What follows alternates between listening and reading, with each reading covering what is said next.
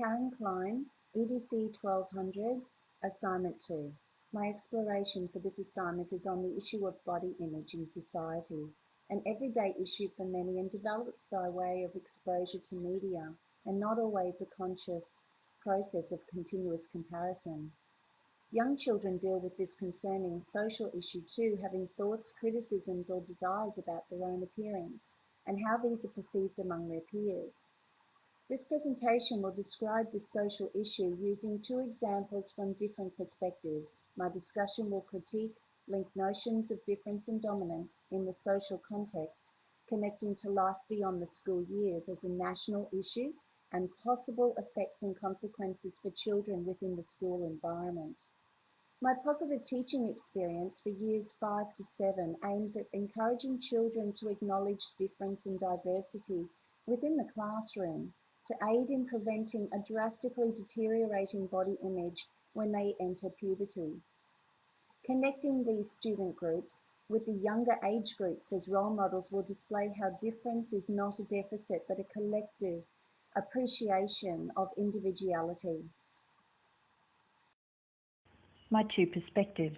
The Voice, a talent show on television, is a competition of voices with which judges are unable to see the contestants during their first performance as their chairs are turned away. Casey Withers, a contestant who in her description of herself says she's so shy that walking into a supermarket and buying a carton of milk is a struggle, yet she is happiest when she's on stage in front of an audience, performed Samson by Regina Spektor. The song told of deep beauty and acknowledgement of personal qualities of which all of us deserve to feel, rather than being affected socially and psychologically by society's judgments and expectations of what physical image in today's society means. An article entitled The Body Issue in the Australian Women's Weekly 2010, page 103, highlights perspectives from women in social media who experience huge pressure to conform to a certain body shape, having the potential to damage one's sense of self-worth. Stemming from school-time stories, even a slender child, for example Jodie Mears, television personality, whom most of us would think from her appearance that she must have been in the popular group at school, athletically gifted and well-liked by all, but was subjected to name-calling due to her innate difference. First, that she was a tomboy who loved to hang from trees upside down, to her appearance having very thin legs. Even she herself hated them and wished for legs like her friends, different to hers. They used to call to her, "Hey, lucky legs, lucky they don't snap." The ideology of the perfect body image stifles an underlying holistic view of which we really are. Political dimensions with the introduction of health fund incentives for a healthy lifestyle, a business dimension for television, magazines and newspapers, gimmicks like creams and surgeries, as well as the global culture of marketing, influences one's emotions and sense of self. Proliferation of difference is the reason upon which new commodities find new markets and organize new forms of production, resulting in consumer capitalism. But for many, their differences are absorbed into the system and become normalized. We then see it difficult to encourage unique identities. Schumer, 2010, page 504. What it means for our children is that they see themselves and others as imperfect and needing correction, needing sameness in order to be accepted, affecting their ability to make and sustain friendships. Those who wish to embrace difference and look past initial appearances are also labelled and isolated. These children, along with their teachers, parents and community, can make a difference in the way children work together. As the body is a vehicle for social mobility, it is used to negotiate social inequalities embedded in their daily relationships and interactions. It is society's moral responsibility to counteract this dominance and inequality. Naylor in Austin, 2005, page 139, highlighted words from a high school teacher who said that we need to remember that we don't always know the backgrounds of the voices we hear. We don't always know about the cultures that have produced the voices, and what we are hearing is the product of forces that sometimes we are not aware of, and all the more revealing. Homi Bhabha's third spaces theory in this context reveals to me that support or tension might initiate another difference of what it is to be a child or an adult with a varied range of talents, skills and positive dispositions rather than what it is to be overweight or thin, short or tall, brunette or blonde. Supportive environments or otherwise invite this divergent, multifaceted place of difference to be located in more than one place on the axis of difference. Schumer, 2010. Weeks, a social theorist, believes that everyone is looking for a personal location.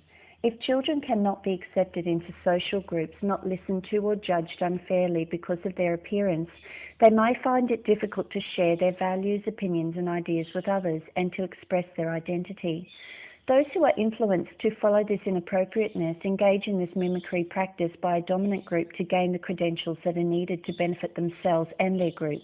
They take advantage of the hybridization that is part of this social fabric. Schumer, 2010. Society exercises what Haig describes as another view of tolerance, in that although intentions are that we mustn't allow unethical treatment by the powerful over the minority, realistically they still do.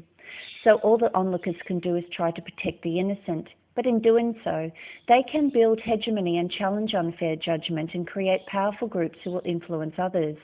In a school setting, clear strategies are taught to children by teachers as to how to alert the perpetrator that what they are saying is hurtful. However, we only see bandaging and buffering the effects of hurtful remarks about one's appearance. Austin, 2012, Lecture 8. Schools are accepted to provide a considerable amount of support to our children to meet the social, welfare and academic needs. Educating children in how to counteract the fragmentation of the school society on a small scale is of vital importance. Austin, 2012, page 130. My teaching experience for this topic begins with a class discussion about how we use difference to make up strong working parties. Children draw out names from a hat to form a working party. This group of 6 students have a card with a student's name on it from within their group. Each student is encouraged to write something positive about that person's personality, something they like about them, or something they're good at on the card and pass it to the next student to do the same, like a round-robin event. When the child receives their own card, they are encouraged to write something positive about their own personality or something that they believe they are good at or would like to try. Once everyone has contributed, a poster is developed with the qualities that this group collectively possess, and this will lead into the group's first task together, to visit the younger children in Prep to Year 3 to assist in the classroom and talk about how they work together as a team. At the end of each week, each team reflects on what more they've learned from being in a group, for example, how differently towards each other they may feel. There are many benefits to this exercise that I can highlight. For example, eliminating or at least reducing dominance within the classroom, acknowledging abilities of individuals by learning to look beyond physical appearances that break down these barriers to foster appreciation of others, and over time, build confidence to challenge and reject unfair judgment of oneself or of the other, to accept difference and embrace people for who they are.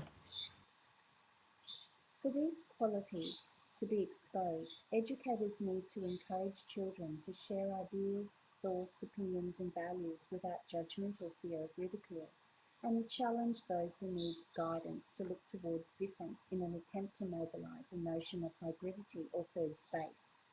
It was stated in the first lecture by John Austin, 2012, that we have no identity unless we are in relations with others, and that it is interdependent upon the way in which other identities are assumed by them or ascribed by us. Edward Said and Gatrix Spivak used terms of a post-colonial sense of identity in which we look beyond our sense of self to the other, in order to see the gap between self and the other and make some sense of our identities via the zone of difference. Austin, 2012, Lecture 8. It will be the educator's effectiveness of guidance and the messages of value and worthiness that will be critical for the narrowing of the distance between these axes.